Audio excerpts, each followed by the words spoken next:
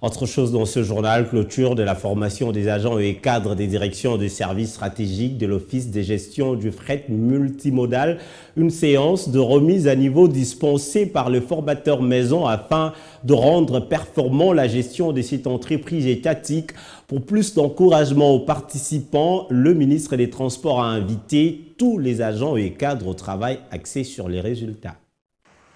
À la recherche de la performance pour plus de rentabilité au sein du Trésor public, l'Office de gestion du fret multimodal s'emploie à renforcer les capacités de ses cadres et agents des services stratégiques. Une formation sur les fondamentaux du contrôle de gestion qui permet d'asseoir la gouvernance financière et garantir son orthodoxie. Lors de la clôture de cette première étape de formation, le ministre des Transports, Chéribin Okende, s'est apaisanti sur la complexité du domaine multimodal qui nécessite plus de rigueur. Nous savons tous que le système multimodal doit reposer sur une chaîne logistique efficiente avec des plateformes multimodales fiables et adéquates. Et cela doit inexorablement passer d'abord par la valorisation du capital humain.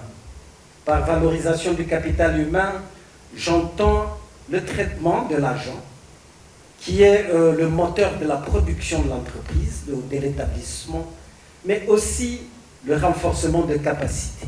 Avoir un personnel capable de suivre cette vision et mettre en exécution, mettre en œuvre les orientations de la direction générale telles que cela insufflé par la tutelle nous permettra assurément de relever le défi.